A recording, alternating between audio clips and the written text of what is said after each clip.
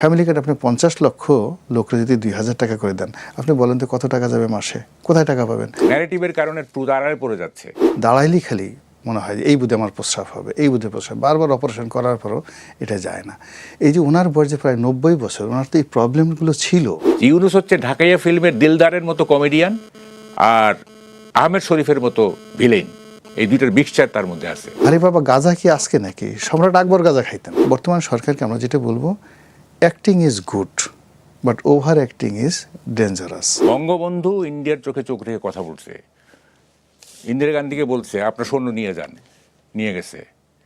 ইন্দিরা গান্ধীর রক্তচক্ষু উপেক্ষা করে ওআইসির মেম্বার হয়েছে, organisation of Islamic countries. Indira Gandhi mind করবে যেন ভুট্টোকে এখানে নিয়ে। শুরুতে একটু জানতে চাইবো, এই যে গত দুদিন আমরা দেখলাম যে অন্তর্বর্তী সরকারের অনেক সমালোচনা হলো, কিন্তু এর মধ্যে তো ডক্টর ইউনূসের ভালো দিকও রয়েছে।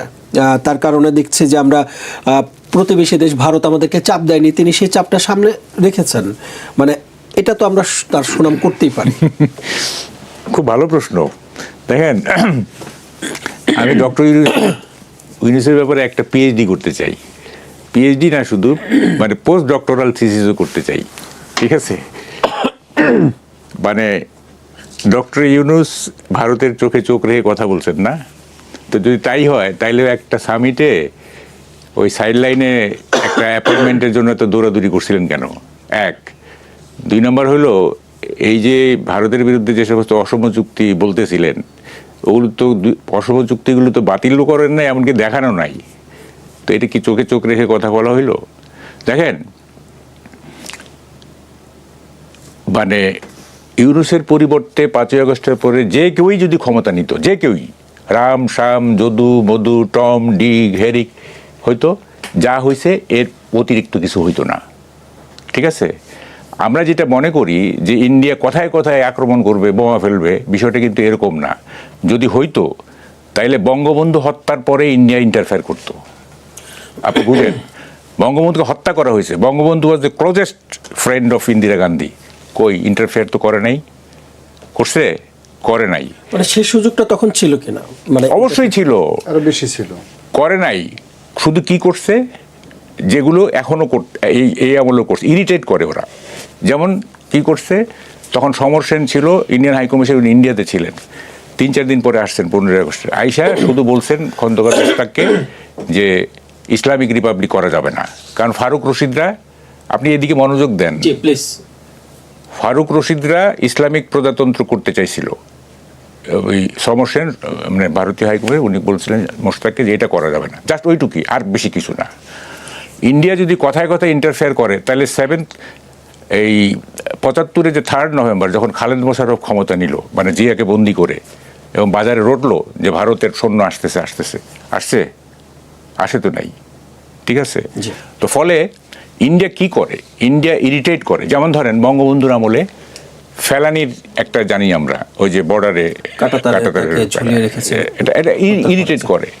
যেমন এই আমলে কি হয়েছে, ইরিটেট করছে। যেমন ধরেন পানি ছেড়ে দিছে, ভিসা বন্ধ করে দিছে, তারপরে ওখানকার যে আমাদের হাই কমিশনের কর্মকর্তারা তাদের উপরে মব হয়েছে ইত্যাদি, এগুলো করে। কিন্তু ইন্টারভেনশন বলতে যা বোঝায়, এইটা ইন্ডিয়া করে নাই। ওই মালদ্বীপের ব্যাপারে কি করছে সেটা অল টুগেদার ডিফারেন্ট কোয়েশ্চেন। আমাদের এখানে করে না, আমাদের এখানে ইরিটেট করে যদি তার মানে তার কি বলে তার অনুগত কোনো সরকার না থাকে, সেটা করে। দ্যাট ইজ ইন্ডিয়ার চোখে চোখ রেখে কথা বলছে বঙ্গবন্ধু, এইটা আপনার কেউ বলেন না। বঙ্গবন্ধু ইন্ডিয়ার চোখে চোখ রেখে কথা বলছে। ইন্দিরা গান্ধীকে বলছে আপনার সৈন্য নিয়ে যান, নিয়ে গেছে। ইন্দিরা গান্ধীর রক্তচক্ষু উপেক্ষা করে ওআইসির মেম্বার হয়েছে, organisation of Islamic countries. Indira Gandhi mind করবে যেন ভুট্টোকে এখানে নিয়ে আসছে। বঙ্গবন্ধু করছে ইন্ডিয়ার সাথে চোখে চোখ রেখে। আর আপনি বলতেছেন যে ডক্টর ইউনূস চোখে চোখ রেখে কথা বলছে। হ্যাঁ, এটা তো মানে অবাক কাণ্ড রে ভাই।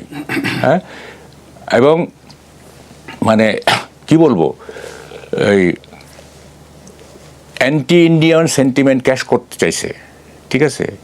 কিন্তু ভেতরে ভেতরে ইন্ডিয়ার মানে কী বলে, ইন্ডিয়ার সাথে একটা আন্ডার কারেন্ট ছিল, একটা অন্তঃস্রোত ছিল। এগুলি আমাদের দেশের মানে কি বলে যে হিন্দু বিদ্বেষী বা ভারত বিদ্বেষী যে একটা অংশ আছে, সেই অংশগুলিকে আপনার তাদের সেন্টিমেন্টকে ক্যাশ করার চেষ্টা করছে, নাথিং মোর নাথিং লেস। আমরা দেখি নাই কত কিছুই তো হয়েছে, ইলিশ মাছ পাঠিয়েছে, তো এইটা করছে সেইটা করছে, করে না এইগুলো। তাহলে কিসের ইন্ডিয়ার সাথে ইন্ডিয়া? তো সবচেয়ে বড় কথা যে ইন্ডিয়ার বিরোধিতা করলেও আবার বিভিন্ন সময় তাদের কাছে উপহার পাঠিয়েছে, তাদের কাছ থেকে আমদানিও করা হয়। না, আমার কথা হচ্ছে, প্রথম কথা হচ্ছে যে এই যে বললাম যে দাসত্বের চুক্তি, এই দাসত্বের চুক্তিগুলো তো দেখতেই পারলাম না, বাতিল করা তো দূরে কথা, দেখতেই তো পারলাম না। তো কেমনি চোখে চোখ রেখে কথা বললাম, আমি তো এটা বুঝলাম না। হ্যাঁ, তো ফলে এই যে বঙ্গবন্ধুকে ভারতের অনুগত বলে প্রমাণ করার চেষ্টা, এই যে ন্যারেটিভ, দেখেন বর্তমান যুগটা ন্যারেটিভের যুগ। এইখানে পোস্ট ট্রুথ এরা তো এটা সত্য পরবর্তী যুগ। এই যুগে সত্যের কোনো মূল্য নাই, এই যুগে ন্যারেটিভ, যে যত ন্যারেটিভ দিতে পারবে, হ্যাঁ, সব ব্যাপারে দেখবেন ন্যারেটিভ। হ্যাঁ, যে এই কি বলে যে এক একটা নিজের মতো করে আপনার তৈরি করতেছে, এবং ট্রুথ হয়ে গেছে সেকেন্ডারি, ন্যারেটিভ হয়ে গেছে প্রাইমারি। হ্যাঁ, এবং ন্যারেটিভের কারণে ট্রুথ আড়ালে পড়ে যাচ্ছে। আমরা তো পুরো জিনিসগুলিকে ভেতরে ঢুকি না। হ্যাঁ, আমি যে রস করে বললাম যে আমি একটা পিএইচডি করব এবং পোস্ট ডক্টরাল থিসিস করব ইউনুসের উপরে, করবো না, আমি এটা রস করে বলতেছি আর কি। হ্যাঁ, মানে মুখে যা আসে বলে ফেলতেছি। হ্যাঁ, বিরাট কিছু ইউনুস সাহেব আমাদের পররাষ্ট্রনীতিকে একটা বাজে জায়গায় নিয়ে গেছেন। হ্যাঁ, এবং এই যে নন ডিসক্লোজার এগ্রিমেন্ট যেগুলি হয়েছে, যেগুলি এখন একটা তারেক রহমানের কাঁধে একটা ওইটা কি বলে বোঝার উপরে কয়েক আটি শাকের বোঝা উনি চাপাই দিয়েছেন আর কি, কয়েক আটি। হ্যাঁ, মানে আমি তো ট্রাম্পের চিঠিটা ব্যাখ্যা করছি, আপনি দেখছেন কিনা জানি না, আমি ওয়ার্ড ধরে ধরে ব্যাখ্যা করছি, ওয়ার্ড ধরে ধরে। হ্যাঁ, ডিসাইসিভলি তোমাকে একটা অ্যাকশনে যেতে হবে। ডিসাইসিভলি মানে কি? ডিসাইসিভলি মানে শুধু সিদ্ধান্ত না, এটা ডিসাইসিভলি মানে বিষয়টা মীমাংসিত, তোমাকে নড়চড় করা যাবে না। হ্যাঁ, তুমি আমাকে হেল্প করবা। দেখেন ওখানে কিন্তু ব্যাপার আছে, ওখানে বলতেছে যে I hope you will help me in implementing এগুলো। কেন তুমি আমাকে সাহায্য করবা, কেন এটা বলবা কেন? তুমি বলবা যে আমরা পরস্পরকে সাহায্য করবো, এটা রেসিপ্রোকাল হবে, তাই না? তুই বলতেছে আমাকে সাহায্য করবো, কেন তুমি আমাকে সাহায্য করবা না? সেটা তো বলতেছে না, তাই না? তো হোল থিং মানে এমন কতগুলি চুক্তি করছে এবং ভারতের সাথে অসম চুক্তি বাতিলও করে নাই, উল্টা আমেরিকার সাথে কতগুলি মানে দাসত্বমূলক চুক্তি করে আজকে তারেক রহমানের শাসন করতে এখন সমস্যা হবে। এবং যে কারণে এই যে আপনার কি বলে যে খলিলুর রহমানকে ফরেন মিনিস্টার করতে বাধ্য হয়েছে তারেক রহমান। হ্যাঁ, এটা কম্প্রোমাইজ, তো এটা কম্প্রোমাইজ। খালেদা জিয়া পয়সা থাকলে এটা হয়তো করতো না। হ্যাঁ, it is a compromise, straight way compromise. এক ধরনের চাপ ছিল, নিশ্চয়ই চাপ ছিল। তা না হলে কি আপনি কি মনে করেন না যে বিএনপিতে ফরেন মিনিস্টার মতো হওয়ার যোগ্য লোক নাই? আমি তো কয়েকটা নাম বলতে পারি। Amir Khasru Mahmud Chowdhury, he is a learned person, ইংরেজি ভালো জানেন, সব কিছু বোঝেন। হ্যাঁ, সে তো ফরেন মিনিস্টার হইতে পারে, উনি তো ফরেন মিনিস্টার হইতে, আরও আছে। তাইলে আমাকে কেন টেকনোক্রেট করতে হবে? শুনেন, টেকনোক্রেট কি জানেন? টেকনোক্রেট হচ্ছে, একজন টেকনোক্রেট বলছিল যে I M A technocrat, I reject all ideological কি বলে লেভেলস। আমার কোনো আদর্শগত লেভেল নাই, আমি টেকনোক্রেট। টেকনোক্রেটকে কখনো আদর্শবাদী হয় না, তারা সবসময় স্কিলের উপরেই করে। তা বিএনপির একটা আদর্শ আছে না, বাংলাদেশি জাতীয়তাবাদ, তো ওইখানে একজন টেকনোক্রেট কি কোপিট করে? হ্যাঁ, টেকনোক্রেট তো সবসময় স্কিলের উপরে নির্ভর করে, তার তো কোনো আদর্শ থাকে না। এবং একটা টেকনোক্রেট একটা ডিকটেটরের খুব সহজেই বন্ধু হয়ে যেতে পারে, কারণ ডিকটেটরের কোনো আদর্শ নাই, টেকনোক্রেটের কোনো আদর্শ নাই। জি, আমি আসবো আপনার, ঠিক আছে? ফলে এই জিনিসগুলো এইভাবে ব্যাখ্যা করতে হবে, খালি বলে দিলেই হবে না। হ্যাঁ, যে সুপারফিশিয়ালি বলে দিলাম আর কি। আমি এই বিষয়টা নিয়ে আমি ফিরবো আপনার কাছে আরও একবার। জনাব গোলাম মাওলা রনি, আপনার কাছে একটু আসতে চাই। ভাই যেটা বললেন, মাহবুব কামাল ভাই যেটা বললেন যে ডক্টর ইউনূস এই দেশকে যে জায়গায় রেখে গিয়েছেন, রামশ্যাম যদু মধু যে কেউ বসলে তার চাইতে আরো ভালো কিছু করে যেতে পারতেন না, এর চেয়ে বেশি কিছু করতো না, এর চেয়ে বেশি কিছু করতে পারতেন না। আপনি কি একমত কিনা? আমি আগে ওনার যে ডিসাইসিভ যে শব্দটা, ওইটা নিয়ে একটা আপত্তি করি। উনি যেটা বলছেন মীমাংসিত, এখানে আসলে শব্দটা মীমাংসিত ইংরেজি একটা ব্যাপক, ইংরেজি এবং আরবি দুটো শব্দ এত মানে এখানে 100-150 প্রতি শব্দ থাকে।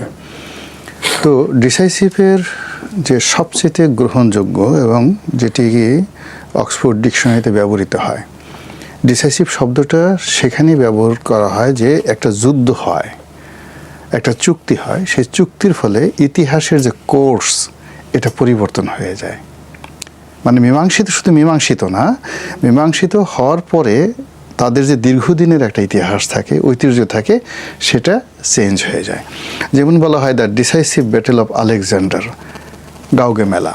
তো সেই গাউগে মেলার যুদ্ধে সে পারস্য দখল করেছিল এবং পারস্যের হাজার বছরের ইতিহাসটা পরিবর্তন হয়ে গেছিল এবং পারস্যের যে রাজধানী ছিল পার্সিপোলিস, ওটাকে বলা হতো পৃথিবীর সেই প্রাচীন দুনিয়ার সবচেয়ে মেগা মানে শহর। আজকের নিউ ইয়র্কের কথা যদি আপনি চিন্তা করেন যে পুরো নিউ ইয়র্ককে যদি কেউ জ্বালিয়ে দেয়, টোকিওকে জ্বালিয়ে দেয়, ঠিক যেরকম একটা ইম্প্যাক্ট সারা দুনিয়াতে হবে, আলেকজান্ডার পারস্যের রাজধানী পার্সিপোলিসকে সেভাবে জ্বালিয়ে দিয়েছিলেন, যেটা দারায়ুস তৈরি করেছিলেন, যেটা জার্কসেস অন্যরা যেটা তৈরি করেছিলেন। সেই মানে এটা শব্দ হলো ডিসাইসিভ। তো এখন ডোনাল্ড ট্রাম্প যে শব্দটা ব্যবহার করেছেন ডিসাইসিভ, যে তুমি আমার সাথে এই যে চুক্তিগুলো করেছো নন ডিসক্লোজার, যেগুলো প্রকাশ করা যাবে না, এই চুক্তির ফলে তোমার যে ইতিহাস আছে, বাংলাদেশের ইতিহাস আছে, সেই ইতিহাসের কোর্স পরিবর্তন হয়ে যাবে। কি কোর্স পরিবর্তন হয়ে যাবে? আমরা তোমাকে 1971 সনে আমরা সমর্থন দেইনি, তোমাদের এই যুদ্ধ বন্ধ করার জন্য, তোমাদের বিরুদ্ধে আমরা পাকিস্তানকে সাহায্য করার জন্য 7 ফ্লিট পাঠিয়েছি। তোমরা যাতে উন্নয়ন করতে না পারো এই জন্য তোমাদেরকে একটা ভিক্ষুকের জাতি, বটমলেস বাস্কেট, তা আবার যেন তেন ভিক্ষুক না, যে ভিক্ষুকের একটা ঝোলা নিয়ে ঘুরে সারাদিন ভিক্ষা করে, ভিক্ষা করার পর সেই ঝোলা থেকে সব ঝড় করে পড়ে যায়।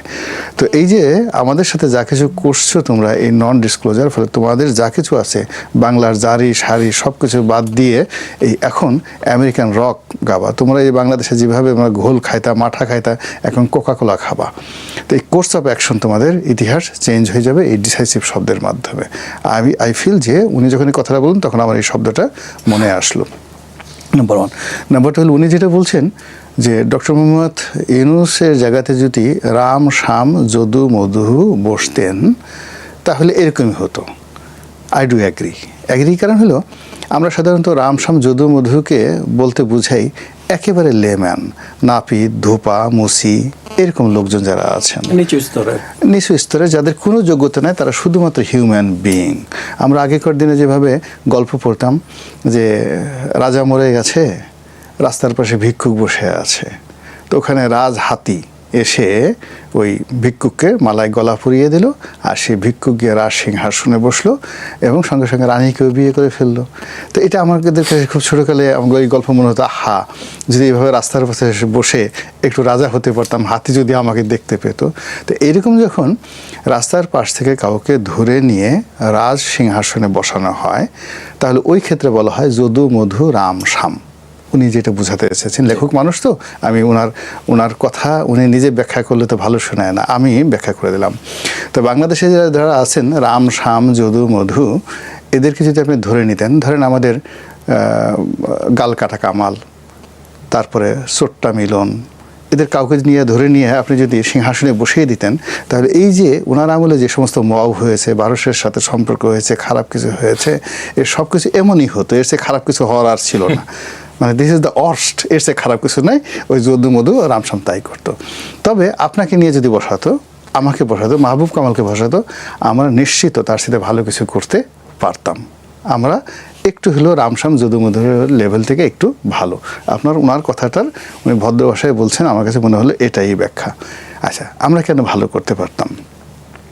এর কারণ হলো কি, পুরুষের 60 বছর 55 বছরের পরেই প্রোস্টেট সমস্যা হয়ে যায়, আর 70-80 বছর বয়সে ভীষণ যন্ত্রণা দেয়। দাঁড়াইলেই খালি মনে হয় যে এই বুধে আমার প্রস্রাব হবে, এই বুধে প্রস্রাব, বারবার অপারেশন করার পরও এটা যায় না। এই যে ওনার বয়সে প্রায় 90 বছর, ওনার তো এই প্রবলেমগুলো ছিল। কোনো অবস্থায় উনি স্বাভাবিকভাবে চলাফেরা করতে পারেন। এই যখন হাসা দরকার ছিল না তখন হাসছেন, যখন মানে শোনার দরকার ছিল তখন শুনেননি, যখন বলার দরকার ছিল তখন বলেননি। ওনার খালি বারবার ওই চিন্তাগুলো হয়েছে, প্রোস্টেটের সমস্যার কারণে ওনার চিন্তা হয়েছে। উনি এই ধরনের মানুষ সাধারণত কোনো একটা জায়গাতে 30 মিনিটের বেশি বসে থাকতে পারেন না। তো ওই অনেক সময় রাজনীতিবিদরা গেছেন, তাকে 1 ঘন্টা 1.5 ঘন্টা বসায় রাখছে, বেচারা তো আসলে কষ্ট পেয়েছেন।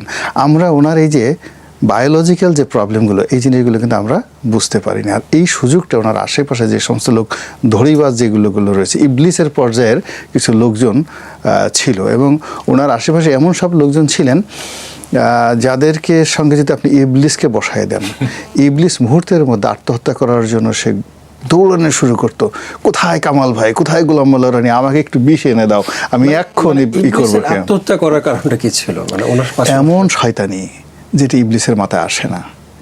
এই যে নন ডিসক্লোজার যে চুক্তিগুলো করা হয়েছে, ভারতের সাথে যে সম্পর্কগুলো নষ্ট করা হয়েছে, এর ফলে আমাদের কি কি ক্ষতি হয়েছে এই কথাগুলো আমি বলবো। এত বড় ক্ষতি ইবলিস করতো না। ইবলিস আপনাকে বড় জোর মনের মধ্যে একটু দুষ্ট বুদ্ধি দিয়ে বলে এইটা করো, এটা করো, এটা করো, কিন্তু আপনাকে জোর করে বাধ্য করে না যে ডু ইট। আপনার মনের মধ্যে একটু নাড়াছাড়া দেয়। তো ওনার পাশে ইবলিস যারা আছে তারা পুরো রাষ্ট্রশক্তিকে ইসলামাইজেশনের দিকে, জঙ্গিবাদের দিকে নিয়ে যাওয়ার চেষ্টা করেছে। এবং এই কারণে কি হলো, আমাদের যে রাষ্ট্রীয় যে ক্যারেক্টারিস্টিক্স, এই ক্যারেক্টারিস্টিক্স এমন একটা পর্যায়ে এখন চলে গেছে যে জনাব তারেক রহমান সাহেবকে মানে ওনার ভাগ্যে যে কী আছে আমি বলতে পারি না। আপনি চিন্তা করেন যে ওই সময়টাতে বিগত দিনে এই যে বাংলা ভাই আব্দুর রহমান, বাংলা ভাই এদের যে উদ্ভব হয়েছিল, তো তখন এই যে ইসলামাইজেশন গত 17 মাসে এই ইবলিসরা যে কাজগুলো করেছে এই কাজগুলো করেনি, এতেই কিন্তু ওই অবস্থা হয়েছে। আর এখন এই যে গ্রাউন্ড ওয়ার্ক 17 মাস ধরে যে কাজগুলো করা হয়েছে, এটার প্রতিক্রিয়াতে তারেক রহমান সাহেব যখন ক্ষমতায় বসছেন তখন এরা যে এগিয়ে গেছে, যারা সশস্ত্র যুদ্ধ করার জন্য প্রস্তুতি নিয়েছিল, যাদের হাতে অস্ত্র আছে, যাদের হাতে থানা লুট করার অস্ত্র আছে, থানা লুট করার অভিজ্ঞতা আছে, পুলিশকে টানিয়ে মেরে ফেলার তারপরে তাদের অভিজ্ঞতা আছে, স্নাইপার রাইফেল দিয়ে মানুষ গুলি করার, মানে একটা নিরীহ মানুষকে গুলি করার যাদেরকে ওর নিষ্ঠুরতা আছে, এরা শয়তান তো কখনো এই কাজ করে না। কোনো শয়তান কখনো আপনি AK-47 নিয়ে রাস্তায় নামছে, আপনি এই বসুন্ধরাতে এলাকাতে একটা শয়তান যদি একটা AK-47 নিয়ে কোনো একটা রাস্তার সামনে দাঁড়াতো, এই বসুন্ধরাতে একটা লোকও থাকতো না, সব পালিয়ে যেত ভয়ের ছুটে। শয়তান সেই কাজ করেনি, ওরও একটা লিমিট আছে। কিন্তু শয়তান যেখানে লিমিট রেখেছে, আমাদের এই মানুষরূপী শয়তানরা সেই লিমিট রাখেনি। বোঝার চেষ্টা করুন, ভারত আমাদের এত বড় একটা প্রতিবেশী যার সঙ্গে আমাদের অলমোস্ট $70 বিলিয়ন, আবার বলছি, এক্সপোর্ট করি কত, সব মিলিয়ে $40-45 বিলিয়ন। আমরা শুধু ভারত থেকেই $70 বিলিয়ন ইম্পোর্ট করি এবং টোটাল ইম্পোর্ট বাণিজ্যের 45%। চীনের সঙ্গে আমাদের সম্পর্ক নট মোর দ্যান 30%। তো 45% ইম্পোর্ট করি অফিসিয়ালি। আর আমাদের চোরা কারবারি যেটা হয়, অর্থাৎ সীমান্ত যে বাণিজ্য হয়, সেটাও ধরেন আরও $8-10 বিলিয়ন হবে। তো সব মিলিয়ে কত বিলিয়ন ডলারের ব্যবসা বাণিজ্য। এই বিলিয়ন ডলারের ব্যবসা বাণিজ্য হলো কি, কার্যত যেই জিনিসগুলো আমাদের খুব দরকার ছিল শিল্পের জন্য, চিকিৎসার জন্য, খাদ্যের জন্য, সেই জিনিসগুলো এই সময়টাতে বন্ধ ছিল। আর যে জিনিসগুলো আসলে আমাদের দেশীয় শিল্প প্রতিষ্ঠান ধ্বংস হয়ে যাবে, সেই কাজগুলো উন্মুক্ত করে দেওয়া হয়েছিল। যেমন তুলা আসছে, তুলা এমনভাবে তুলে আসছে যে সমুদ্রে পথে কন্টেনার এসে পুরো সয়লাভ হয়ে গেছে। হ্যাঁ, আমি করছি, সংক্ষেপে বলছি, পুরো টেক্সটাইল মিলগুলো বন্ধ হয়ে গেছে, যাওয়ার মতো অবস্থা। টেক্সটাইল মিল কোম্পানিগুলোর লোকজন যেভাবে কাটছে, এই এত কৌশলে এই শয়তানিগুলো করা হয়েছে। অথচ মানে যশোর, খুলনা এই অঞ্চলের লোকগুলো, সীমান্ত অঞ্চলের লোকগুলো, মানে তারা তাদের যে উপজেলা স্বাস্থ্য কমপ্লেক্সে গিয়ে যে চিকিৎসা নেয়, সীমান্ত পাড়ি দিয়ে সেই চিকিৎসাগুলো তারা এসে ভারত থেকে নিত। আমাদের যে একমাত্র কয়েক হাজার কোটি টাকা লস গেছে, আমরা যে ট্রানজিট সুবিধা পেতাম ভারতের বিমানবন্দর এবং ভারতের যে নৌবন্দরগুলো ব্যবহার করার ফলে সেই কাজগুলো আমরা করতে পারিনি। না করতে পারার কারণে আমাদের এই যে ভারতের সাথে যে গত স্বাধীনতার পর থেকে এই পর্যন্ত যে একটা প্রতিবেশী সুলভ সম্পর্ক ছিল, সেটা কলকাতার বইমেলা বলেন, কফি হাউস বলেন, এই যে আমাদের যে বাণিজ্য মেলা বলেন, সব মিলে এই পুরো জিনিসটাতে এরকম একটা মনস্তাত্ত্বিক একটা যুদ্ধ শুরু হয়ে গেছে। এটা আবার শুরু করতে যে কতদিন সময় লাগবে এবং আমাদের যে কত বিলিয়ন ডলার আমাদের লস হয়েছে এবং জিডিপিতে কত % ক্ষতি হয়েছে, এই জিনিসগুলো এখন গবেষণা করা হচ্ছে এবং এগুলো ছাড়া হবে না। জি, আমি ফিরবো আপনার কাছে আরেকবার। জনাব মাহবুব কামাল, একটু ফিরতে চাই আপনার কাছে। আপনি তো বললেন যে সরকারের উপর অনেক চাপ রেখে গেছে, এখন তাহলে সরকারের কি করা উচিত? ফাইন, এখন সরকারকে আপনার সর্বপ্রথম মটোটা ঠিক করতে হবে। একটা ইডিওলজিক্যাল পাটাতন তৈরি করতে হবে, যে পাটাতনের উপরে দাঁড়ায় উনি শাসন করবেন, এটা আমি মনে করি। সেটা হচ্ছে, প্রথম কথা হচ্ছে যে unity and secularism should be our motto. একটা ইউনাইটেড নেশন, এবং এই নেশনটা দাঁড়ায় থাকবে সেকুলারিজমের উপরে, এটা হচ্ছে বেসিক। এবং এই ইউনিটির জন্য তারেক রহমানের উচিত এই মুহূর্তে সব নির্দোষ লোককে ছেড়ে দেওয়া, জামিন দিয়ে দেওয়া, নির্দোষ যাদের বিরুদ্ধে ফলস মামলা হয়েছে আর কি ছেড়ে দেন। এটা তো প্রমাণ করার জন্য সময় লাগবে। হ্যাঁ, সবাই কত সময় আর লাগবে?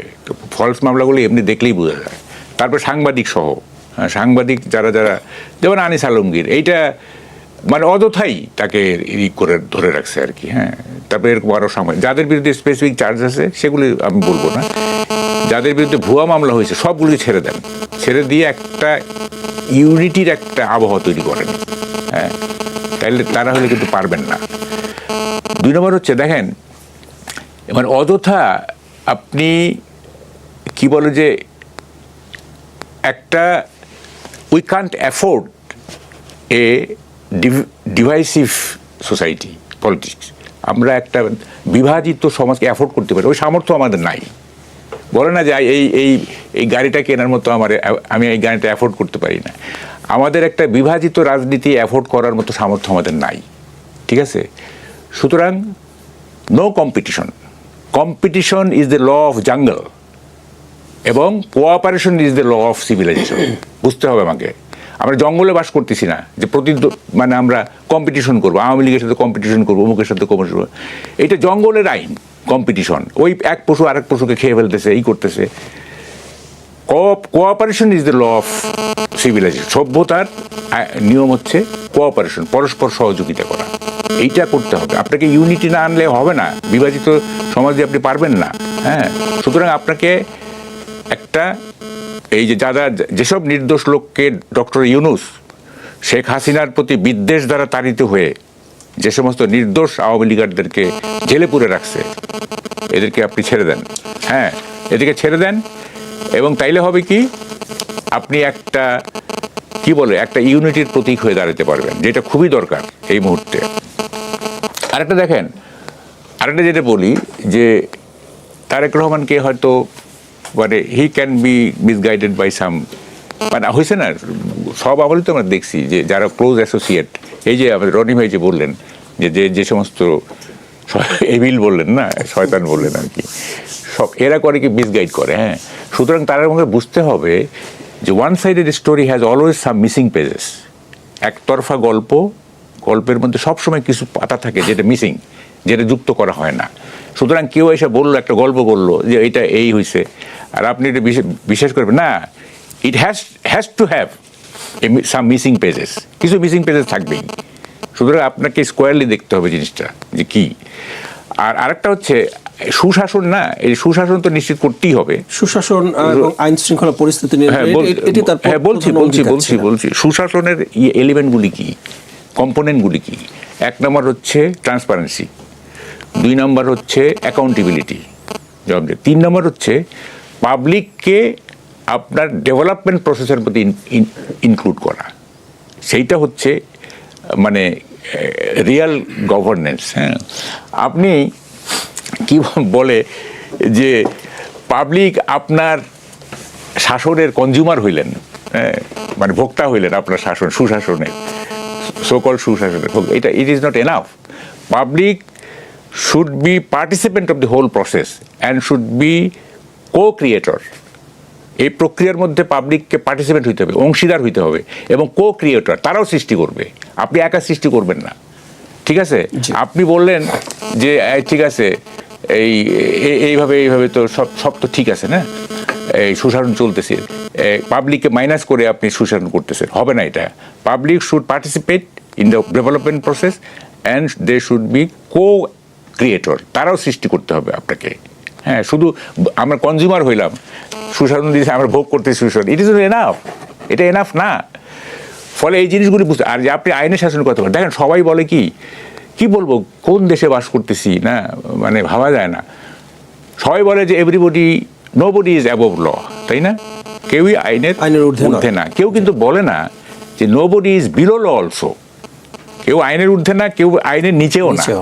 কারণটা কি? আইনের বিলো ল মানে কি? বিলো ল হচ্ছে যে আপনি আইনের অপপ্রয়োগ করে মানুষকে সাপ্রেস করতেছেন কিনা, মানুষকে কষ্ট দিচ্ছেন কিনা, সাফারিং দিচ্ছেন কিনা। হ্যাঁ, এইটা হচ্ছে বিলো ল। আর অ্যাবভ ল তো আছে, কেউ আইনের ঊর্ধ্বে না, আবার কেউ আইনের নিচেও না, এটাও কিন্তু খেয়াল রাখতে হবে। এবং আরেকটা হচ্ছে যে আপনি সুশাসন দিলেন, it is not enough. You have to bring happiness, মানুষের মধ্যে সুখ আনতে হবে। জি। এবং হ্যাপিনেসের যে ইন্ডেক্স, যেমন ভুটান কি আপনার খুব রিসোর্সফুল খুব একটা সমৃদ্ধশালী দেশ, সমৃদ্ধ দেশ তবে, বাট হ্যাপিনেসের ইন্ডেক্সে ভুটান আমাদের চেয়ে অনেক আগে আছে। হ্যাঁ, এই শেষ করি, সেটা হলো যে আমাদেরকে it is not enough that you give us good governance, you have to make us happy, এবং হ্যাপিনেসের ইন্ডেক্সকে আপনাকে উঁচাই দিতে হবে। অনেক বড় দায়িত্ব নিছেন আপনি, অনেক বড় দায়িত্ব নিছেন। হ্যাঁ, এখন যদি আপনি ইউনূসের মতো বলেন, ডক্টর ইউনূসের মতো বলেন যে আরে দূরও এই আমি দায়িত্ব কমাই নিলেই তো হইলো, হ্যাঁ, এটা হবে না তো। আপনাকে দায়িত্ব যেটা আছে আপনি দায়িত্ব কমাইতে পারবেন না। হ্যাঁ, দায়িত্ব কমাইতে পারবেন না, এবং এই সব দায়িত্ব আপনাকে অ্যাড্রেস করতে হবে। হ্যাঁ, আমরা আসি আপনার সঙ্গে, কিন্তু যদি দেখি যে আপনার মোটিভ খারাপ। ফলের নির্যাস ও দুধের সমন্বয়ে পোলার টর্নেডো গ্রিন অ্যাপল আইসক্রিম, মন ভালো থাক। আপনার আমি একটা প্রশ্ন যোগ করি যে ডক্টর ইউনূস আমাদের কাছে যে রিজার্ভ দেখিয়েছিলেন $29 বিলিয়ন, কিন্তু আমরা দেখছি যে বাস্তবে রিজার্ভ আছে $15 বিলিয়ন। শুনেন আমি বলি আপনাকে, আমি বললাম না যে এটা ন্যারেটিভের বাংলাদেশ। হ্যাঁ, এখন সব স্ট্যাটিস্টিক্স দেখবেন আপনি এক্সাজারেটেড, সব স্ট্যাটিস্টিক্স। আপনার জাতিসংঘ বলতেছে 1500, আপনি তালিকা দিলেন 800। হ্যাঁ, সেটাও বলতে কতগুলি নানা রকম নাকি ঝামেলা আছে। এই যে জুলাইতে আপনি বলতেছেন যে প্রতি বছরে $16 বিলিয়ন পাচার হয়েছে, অর্থাৎ দাঁড়ায় $256 বিলিয়ন। আমি একটা চ্যালেঞ্জ করছিলাম, আপনি $50 বিলিয়ন ফেরত আনেন, তাহলে বুঝবো যে হ্যাঁ $256 বিলিয়ন। তারা তো অনেক পদক্ষেপ নেয়ার কথা বলেছিলেন। হ্যাঁ, সব বোগাস। রোহিঙ্গারা ঈদ করবে সামনে, হ্যাঁ, কেউ আসবে না, আমরা যাব না, সবাই আসবে, সব ভিসা বন্ধ করে দিচ্ছে। অস্ট্রেলিয়া গমনের ইচ্ছুক ছাত্রছাত্রীরা 2-1 জন আমার সাথে কান্নাকাটি করছে, স্যার এখন ভিসা দিচ্ছে না, আমার তো ভর্তি হয়ে আছে, আমাকে ভিসা দিচ্ছে না, সব ভিসা বন্ধ হয়ে যাচ্ছে। হ্যাঁ, বললাম তো, ইউনূস যেভাবে ফলস ড্রিম দেখাইছে, যেভাবে ফলস রোমান্টিসিজম দেখাইছে মানুষকে। হ্যাঁ, আমাকে ওই একজন খুব সুন্দর কথা বলছে, এটা আমি আরেককে বলছি যে ইউনূস হচ্ছে ঢাকাইয়া ফিল্মের দিলদারের মতো কমেডিয়ান আর আহমেদ শরীফের মতো ভিলেন, এই দুইটার মিক্সচার তার মধ্যে আছে। তার সব কত কমেডি। হ্যাঁ, একটা যেখানে যেটা পারে বলে দেয়, এটা কোনো ফলো আপ নাই, কিচ্ছু নাই, জাস্ট ওখানে একটা অডিয়েন্সকে একটা ক্যাচি জিনিস ধরায় দিল, একটা মুখরোচক জিনিস ধরায় দিয়ে বাস ক্ল্যাপ করে, বাহ ইউনূস সাহেব তো হেভি কথা বলে, বাস, ওইটার কোনো ফলো আপ নাই। এই ক্যারেক্টার, এই জিনিস আমরা দেখে আসছি গত 18 মাস। হ্যাঁ, তার কোনো কথার ফলো আপ নাই। ইভেন তার 03 ফর্মুলা, এটা বোগাস একটা জিনিস। দেখেন, এগুলি বললে না অনেক সময় লাগবে আপনার। 03 না, আমি এগুলি তো কয়েকটা বলছি। উনি বলতেছেন যে কি zero poverty, zero unemployment, zero carbon. আরে জিরো পভার্টি থাকলে তো আনএমপ্লয়মেন্ট এমনিতে জিরো হয়ে যায়, জিরো আনএমপ্লয়মেন্ট হলে তো এমনিতে জিরো আনএমপ্লয়মেন্ট। আপনি দুইটারে একই বন্ধনী, দুইটা আলাদা করলেন কেন? হ্যাঁ, আলাদা করলেন কিন্তু একই বন্ধনীতে থাকবে। 1 2 নম্বর, জিরো আনএমপ্লয়মেন্ট ইজ এ কি বলবো আনহেলদি ইকোনমি। জিরো আনএমপ্লয়মেন্ট হচ্ছে নো নিউ। ডক্টর ইউনূসের যে তত্ত্ব, সে তত্ত্বটা শেষ করতে দেন। জি প্লিজ, একটু আমরা ফিরবো আপনার কাছে। Zero unemployment, no new industrialisation, no হ্যাঁ, জাপান যেটা আজকে ভুগতেছে, এটা আনহেলদি ইকোনমি। আচ্ছা, তারপরে বলতেছে কি জিরো কার্বন। আরে জিরো কার্বনের চাইতে জরুরি জিরো নিউক্লিয়ার উইপন। আপনি শান্তিতে নোবেল পাইছেন, আপনি বলবেন যে নিউক্লিয়ার উইপন থাকা চলবে না। হ্যাঁ, এমনি আর্মস থাকবে, কারণ একটা ডোমেস্টিক শৃঙ্খলার জন্য আর্মস থাকতেই হয়। আপনি বলবেন সমস্ত নিউক্লিয়ার উইপন ভূমধ্যসাগরে ফেলে দিতে হবে। হ্যাঁ, কোনো নিউক্লিয়ার উইপন থাকা চলবে না, আপনি ওইটা বলবেন। আপনি বলতেছেন জিরো কার্বন। হ্যাঁ, মানে দেখেন কি বলবো, শান্তিতে নোবেল পেয়ে শান্তির পক্ষে ওনার কোনো কাজ নাই, সব অশান্তির পক্ষে তার কাজ। হ্যাঁ, এবং যখন উনি নোবেল পাইছেন, মানে কি কারণে নোবেল পায় না, এটা আমার কাছে একটা রহস্য। হ্যাঁ, এটাও এক ধরনের হয়তো প্রতারণা ছিল, মানে আই সাসপেক্ট। আমি এই বিষয়ে আপনার কাছে আরেকবার ফিরবো। জনাব গোলাম মোল্লা রনি, একটু ফিরতে চাই আপনার কাছে। অন্তর্বর্তী সরকার সাবেক প্রধান উপদেষ্টা ডক্টর মোহাম্মদ ইউনূসের অনেক সমালোচনা শুনলাম মাহবুব কামাল ভাইয়ের কাছ থেকে। আপনার কাছে একটু জানতে চাই যে গতকালকে একটি ঘটনা ঘটে যে ডিসি মাসুদ তাকে সরকার প্রধান ফোন দিয়েছেন, এবং খুব দ্রুত, আমরা এত দ্রুত কাউকে উদ্ধার করতে এর আগে কখনো দেখিনি। এটিকে পুলিশের সফলতা বলবেন না? এটাকে পরস্পর বিরোধী আলোচনা হচ্ছে। আমি দুটোই বলি। প্রথম দিন আসলে সবাই বলার চেষ্টা করছে যে জনাব তারেক রহমান সাহেব এই যুগের বাদশাহ হারুন রশিদ। বাদশাহ হারুন রশিদ যেমন রাস্তায় নেমে নেমে নেমে নেমে মানুষের সুখ দুঃখ অভাব অভিযোগ দেখতেন, এমনকি একজন লোক যখন তার কাছে বলল যে আমি বাদশাহ হতে চাই, তখন তাকে একদিনের জন্য সেই আবু হোসেন নামক একজন লোককে একদিনের জন্য তিনি বাগদাদের খেলাফতে সিংহাসনে তিনি বসিয়ে দিয়েছিলেন। এটা ইতিহাস। তো এখন সবাই বলার চেষ্টা করছেন যে আমাদের নেতা জনাব তারেক রহমান সাহেব এই অল্প কয়দিনে তার যে কর্মকাণ্ড সব কিছু বাদশাহ হারুন রশিদের মতো। তিনি যে স্টাইলে ঘড়ি পরেন, যে স্টাইলে শার্ট পরেন, এটা যে এক দেওয়ার মতো। তিনি যেভাবে কম কথা বলছেন, যেভাবে প্রোটোকল ছাড়া চলছেন, এটা হযরত উমরের মতো। তিনি যেভাবে জনকল্যাণ করার চেষ্টা করছেন, নানাভাবে পজিটিভ কথাবার্তা হচ্ছে। এবং সেই দিক থেকে বাংলাদেশের ইতিহাসে এই ঘটনা জিয়াউর রহমান সাহেবের জামানায় ঘটে না, যে প্রধানমন্ত্রীর প্রোটোকলের সামনে, মানে যেখানে প্রধানমন্ত্রীর প্রোটোকলটা এত নিষ্ঠুর। একটা ছোট্ট উদাহরণ দেই। এই যেদিন মন্ত্রী পরিষদের শপথ হলো, তো মন্ত্রী পরিষদের শপথের দিন খুব একটা বাজে ঘটনা ঘটেছে। বিএনপির শীর্ষ নেতা, মুক্তিযোদ্ধা এবং অত্যন্ত সম্মানিত গয়েশ্বর বাবু, তিনি সেখানে আমন্ত্রিত হয়ে গেছেন। তো একটা চেয়ারে তিনি বসছেন। তো একটা চেয়ারে বসছেন, সেই চেয়ারটা একটু পরে এসে প্রোটোকলের লোকজন বলল যে এই চেয়ারে মন্ত্রীরা বসবেন, আপনি এখান থেকে উঠে পিছনে চলে যান। তখন ইতিমধ্যে পিছনে কোনো চেয়ার ছিল না, বিকজ সব পূর্ণ হয়ে গেছে। তো ইশাক থেকে অন্যান্য যারা তরুণ মন্ত্রী ছিলেন তারা সবাই বললেন যে থাক, উনি ওখানেই বসুক, আমরা দরকার হলে যেখানে আছি সেখানে থেকে আমাদের সামনে বসার দরকার নেই, উনি ওখানে থাকুক। তো প্রোটোকলের যারা লোকজন তারা বললেন যে আপনারা যদি সিন ক্রিয়েট করেন তাহলে আমি এসএসএফ ডাকবো এবং এসএসএফ ডেকে ওখানে বের করে দেব। এই অবস্থাতে গয়েশ্বর বাবুর মতো মানুষ অবদমিত মস্তকে মাথা নুইয়ে সেখান থেকে বের হয়ে আসতে হলো। এর কারণ হলো পিছনে কোনো সিট খালি ছিল না, তার দাঁড়িয়ে থেকে অনুষ্ঠান উপভোগ করতে হতো। তো এটা আমি বললাম যে ঠিক সেম ঘটনা আমি দেখেছি ওই 2009 সনে যখন শেখ হাসিনার মন্ত্রী পরিষদ হলো, সেখানে সুরেন্দ্র সেনগুপ্ত, শেখ সেলিমের মতো মানুষ এইভাবে কিন্তু প্রোটোকল দ্বারা অপমানিত হয়েছিলেন। তো এই প্রোটোকল এত খারাপ, এসএসএফ এর এই প্রোটোকল এত খারাপ যে যেখানে ওদের গুলি করে দেওয়ার ক্ষমতা আছে। তো সেই প্রোটোকল তো নিরাপত্তার স্বার্থে এটাকে আমি কথা বলি, সেই প্রোটোকল ভেদ করে একজন মানে অসহায় পিতা তার সন্তানের মানে সিকিউরিটির জন্য সেই প্রোটোকল ভেদ করে প্রধানমন্ত্রীকে রাস্তায় থামিয়ে দিয়েছেন। আর প্রধানমন্ত্রী এটা মানে নেমে গাড়ি থেকে নেমে তার কথা শুনছেন, পেশেন্ট হিয়ারিং, এটা লোকজন বিশ্বাস করছে না।